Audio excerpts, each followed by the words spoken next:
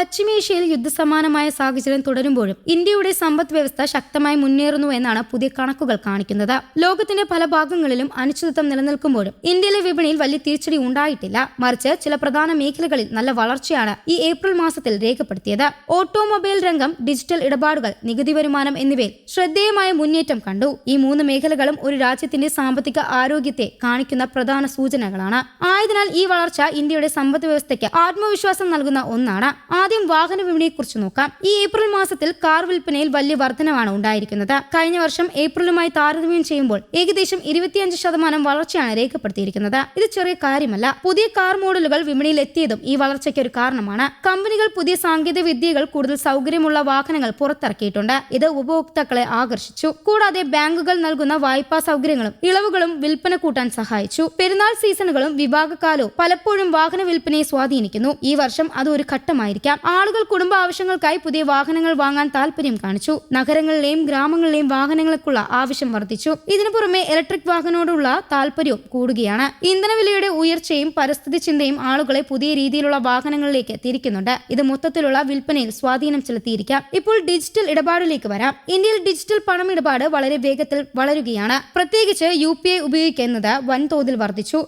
ഈ ഏപ്രിൽ മാസത്തിൽ കഴിഞ്ഞ വർഷത്തെ അപേക്ഷിച്ച് ഏകദേശം 25% വളർച്ചയാണ് ഉണ്ടായിരിക്കുന്നത്. ഇത് ചെറിയ കടകളിൽ നിന്ന് വലിയ ഷോപ്പുകൾ വരെ എല്ലാവരും ഡിജിറ്റൽ പേയ്മെന്റ് സ്വീകരിക്കുന്നു. ആളുകൾ പണമായി പണം നൽകുന്നത് പകരം മൊബൈൽ ഉപയോഗിച്ച് എളുപ്പത്തിൽ പണം അടയ്ക്കുന്നു. ഇത് വേഗം സുരക്ഷ നൽകുന്നു. ഡിജിറ്റൽ ഇടപാടുകൾ ജനപ്രിയമാക്കാൻ പല കാരണങ്ങളുമുണ്ട്. സ്മാർട്ട് ഫോണുകളുടെ വ്യാപനം, ഇന്റർനെറ്റ് സൗകര്യത്തിന്റെ മെച്ചം, സർക്കാരിന്റെ പ്രോത്സാഹനം എന്നിവ പ്രധാനമാണ്. ഗ്രാമപ്രദേശത്തിലേക്കും ഈ സേവനങ്ങൾ വ്യാപിച്ചു. ഇതോടെ കൂടുതൽ ആളുകൾ ഡിജിറ്റൽ രീതിയിലേക്ക് മാറി. ഇത് സമ്പദ് വ്യവസ്ഥയ്ക്ക് നല്ലതാണ്. കാരണം എല്ലാ ഇടപാടുകളും രേഖപ്പെടുത്തുന്നുവെന്നും അതിലൂടെ സുതാര്യത കൂടുന്നു. നികുതി ശേഖരണം മെച്ചപ്പെടുത്താൻ ഇത് സഹായിക്കുന്നു. കള്ളപ്പണം കുറയ്ക്കാനും ഇത് സഹായകമാണ്. ഇപ്പോൾ നികുതി വരുമാനത്തെക്കുറിച്ച് നോക്കാം. ഇന്ത്യയുടെ GST വരുമാനത്തിൽ ഈ ഏപ്രിൽ മാസത്തിൽ വലിയ വർധനമാണ് ഉണ്ടായിരിക്കുന്നത്. മൊത്തം 2.43 ലക്ഷം കോടി രൂപയാണ് ഈ മാസം ശേഖരിച്ചത്. ഇതൊരു റെക്കോർഡ് നേട്ടമാണ്. കഴിഞ്ഞ വർഷത്തെ അപേക്ഷിച്ച് ഇത് ഏകദേശം 8.7% കൂടുതലാണ്. ഇത് കാണിക്കുന്നത് രാജ്യത്തെ ബിസിനസ് പ്രവർത്തനങ്ങൾ സജീവമാണെന്നും വ്യാപാരം നല്ല രീതിയിൽ നടക്കുന്നുണ്ടെന്നുമാണ്. GST സംവിധാനം വരുന്നതിന് മുമ്പ് നികുതി സംവിധാനം കൂടുതൽ സങ്കീർണമാക്കുകയാണ്. എന്നാൽ ഇപ്പോൾ അത് ലളിതമായിട്ടുണ്ട്. ഒരു ഏകീകൃത നികുതി സംവിധാനത്തിൽ ബിസിനസ്സുകൾക്ക് അനുസരിക്കാൻ എളുപ്പമാണ്. ഇത് നികുതി അടയ്ക്കാനുള്ള താല്പര്യം കൂട്ടി. കൂടാതെ സർക്കാർ നടത്തിയ നിരീക്ഷണവും സാങ്കേതിക സംവിധാനങ്ങളും നികുതി ചോർച്ച കുറയ്ക്കാൻ സഹായിച്ചു. ഇതിലൂടെ സർക്കാരിന് കൂടുതൽ വരുമാനം ലഭിക്കുന്നു. ആ വരുമാനം വികസന പദ്ധതികൾക്ക് ഉപയോഗിക്കാം. ഈ മൂന്ന് മേഖലകളിലെ വളർച്ച കൂടി നോക്കുമ്പോൾ ഇന്ത്യയുടെ സമ്പദ് വ്യവസ്ഥയെക്കുറിച്ച് നിലവിൽ മുന്നേറിക്കൊണ്ടിരിക്കുകയാണെന്ന് പറയാം. ലോകത്ത് പല സ്ഥലങ്ങളും പ്രശ്നങ്ങളുണ്ടെങ്കിലും ഇന്ത്യ അതിനെ മറികടക്കാൻ ശ്രമിക്കുന്നു.